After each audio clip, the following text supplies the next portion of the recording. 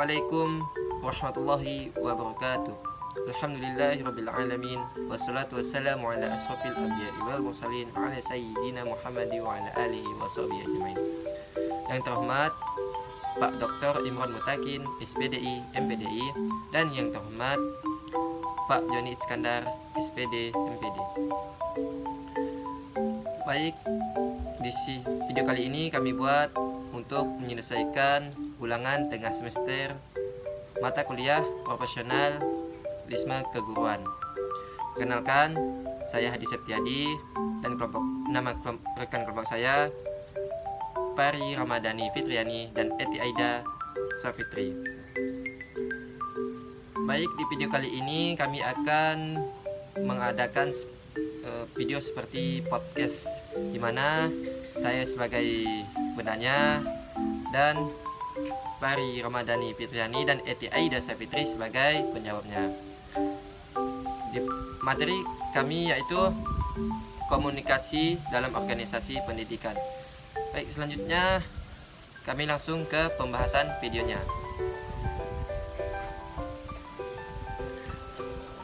Baik kawan-kawan, di sini saya akan menjadi penanya, kalian akan jawab ya. Nah, pertanyaan pertama, jelaskan secara singkat tentang komunikasi dalam pendidikan. Baiklah, di sini saya akan menjawab tentang secara singkat tentang komunikasi dalam pendidikan. Yang mana kata komunikasi berasal dari kata bahasa Latin yaitu communication, yang artinya sama. Sama di sini maksudnya adalah sama dalam hal yang pengertian dan pendapat antara komunikasi dan komunikan.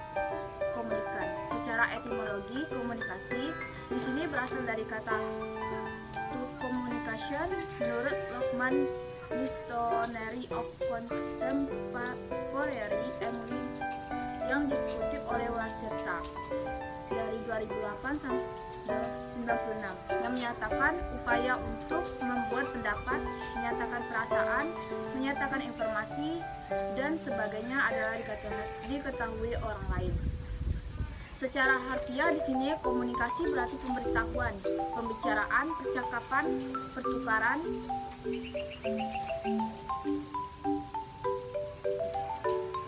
pikiran dan hubungan. Komunikasi pendidikan di sini adalah aspek komunikasi dalam dunia pendidikan atau komunikasi yang terjadi pada bidang pendidikan. Jadi skala interaksi yang terhubung dengan semua aspek pendidikan yang saling berkaitan dan saling mendukung satu sama lain. Hal ini sesuai dengan konsep pendidikan yang dikemukakan oleh Ki Hajar Dewantara, yaitu ing ngarso sung tulodo ing madya margun karso tuturi handayani, yang mana artinya di depan memberi contoh atau teladan yang baik, di tengah membangun kehendak, kemauan, inisiatif, di belakang memberikan dorongan atau semangat. Baik, terima kasih Kak Pari Ramadhani Fitriani. Baik, selanjutnya apa saja bentuk-bentuk komunikasi dalam organisasi? Bentuk-bentuknya nih, macam mana? Nah, bentuk-bentuk komunikasi dalam organisasi pendidikan yaitu terbagi menjadi dua, yaitu komunikasi internal dan komunikasi eksternal. Yang pertama yaitu komunikasi internal. Komunikasi internal adalah komunikasi yang berlangsung dalam unit-unit, individu-individu, anggota di dalam internal suatu organisasi. Komunikasi internal dapat dibedakan menjadi yang pertama komunikasi personal, yaitu komunikasi yang terjadi di antara individu dengan individu anggota organisasi. Yang kedua, komunikasi kelompok, yaitu komunikasi antara individu dengan suatu kelompok tertentu atau antara kelompok secara tetap dalam suatu organisasi. Sedangkan yang kedua yaitu komunikasi eksternal. Komunikasi eksternal adalah komunikasi yang terjadi antara organisasi dengan khayalak di luar organisasi. Komunikasi eksternal dapat dibedakan menjadi komunikasi dari organisasi kepada halayak dan komunikasi dari halayak kepada organisasi. Baik, terima kasih. Selanjutnya, jelaskan peran komunikasi dalam pendidikan.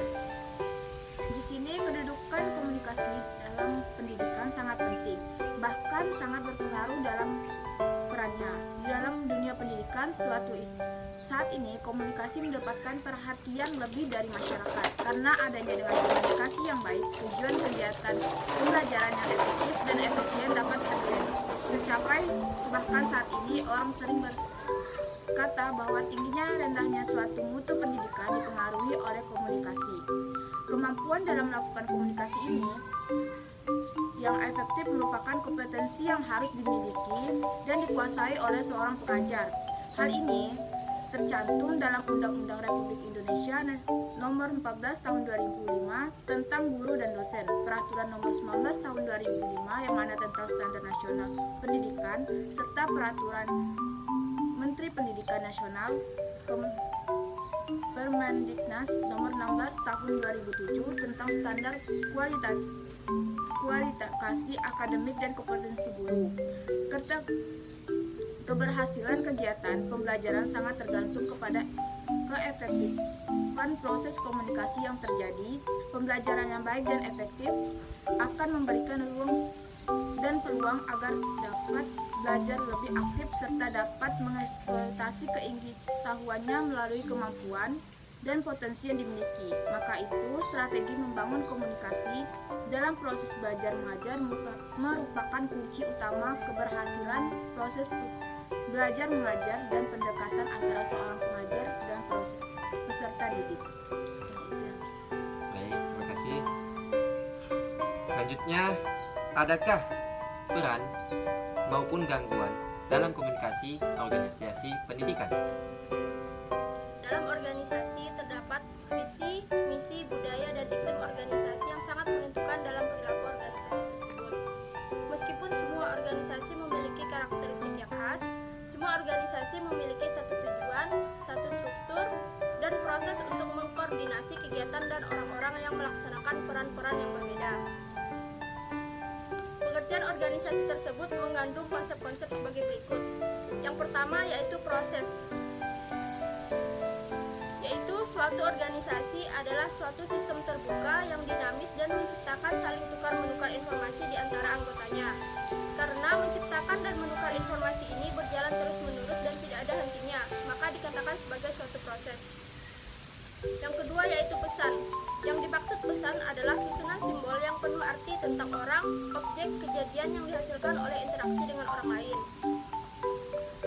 Kemudian yang ketiga yaitu jaringan.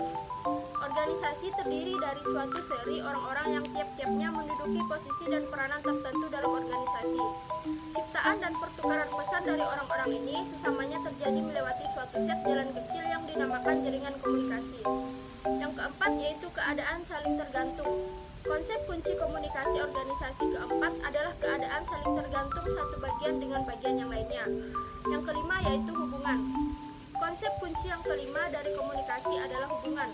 Karena organisasi merupakan suatu sistem terbuka, sistem kehidupan sosial, maka untuk berfungsinya bagian-bagian ini terletak pada manusia yang ada pada organisasi.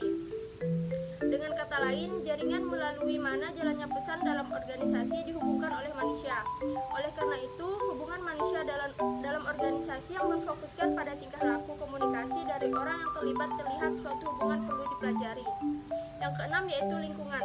Yang dimaksud lingkungan adalah semua totalitas secara fisik dan faktor sosial yang diperhitungkan dalam pembuatan keputusan mengenai individu dalam suatu sistem. Yang ketujuh yaitu ketidakpastian, yaitu perbedaan informasi yang tersedia dengan informasi yang diharapkan.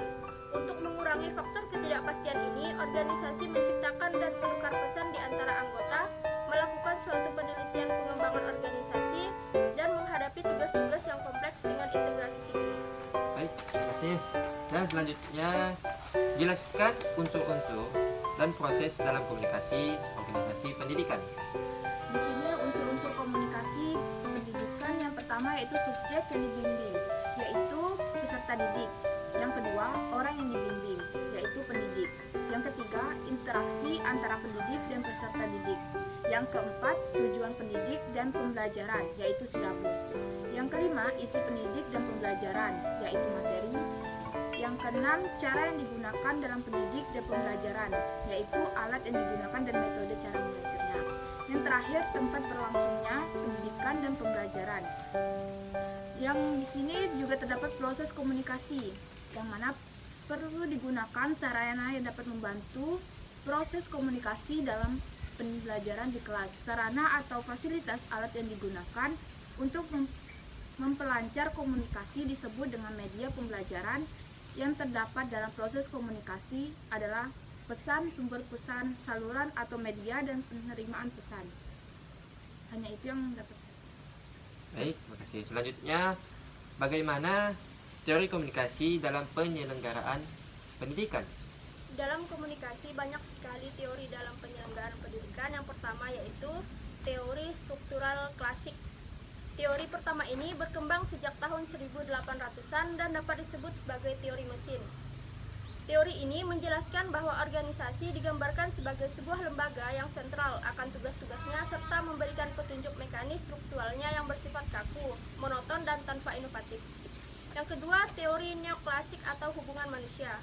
Teori ini diperkenalkan oleh Elton Mayo dan muncul karena adanya ketidakpuasan dengan teori klasik atau teori mesin. Yang ketiga, teori fusi. Teori ini diperkenalkan oleh Beck dan pada tahun 1957 Adikis menyempurnakan pendapat Beck. Teori fusi berawal dari kesadaran mengenai keputusan minat manusia yang berbeda-beda dalam suatu birokrasi maupun organisasi. Yang keempat yaitu teori peniti atau penyambung. Teori ini dikembangkan oleh Rennis yang menggambarkan mengenai struktur organisasi yang saling berkaitan dengan beberapa kelompok. Dalam teori ini menjelaskan bahwa terdapat penyelia yaitu anggota dari dua organisasi atau kelompok tersebut. Yang kemudian kelima, teori sistem sosial. Teori satu ini menyatakan bahwa hubungan antara manusia memungkinkan suatu organisasi dapat bertahan lebih lama daripada orang-orang yang ada di dalamnya. Kemudian yang keenam, teori public relation. Seperti yang dikatakan oleh Ron, komunikasi organisasi merupakan kajian pada teori publik. Teori ini menyatakan upaya yang dilakukan secara terencana dan berkesinambungan secara utuh atau menyeluruh oleh suatu organisasi. Dan yang terakhir adalah teori kepemimpinan. Teori ini menyebutkan bahwa pemimpin suatu organisasi maupun kelompok merupakan sosok yang penting untuk membantu anggota memenuhi kebutuhan serta mencapai tujuan kelompok atau organisasi secara bersama-sama. Alhamdulillah, terima kasih atas jawaban dari Kak Fari, Fitriani Ramadhani, dan Kak Eti Aida Sapitri. Alhamdulillah, kawan-kawan, itulah tadi hasil podcast yang kami buat untuk video ini. Terima kasih dan mohon maaf atas kekurangan maupun kekhilafan dari kelompok kami. Untuk mengakhirinya, saya ucapkan wassalamualaikum warahmatullahi wabarakatuh.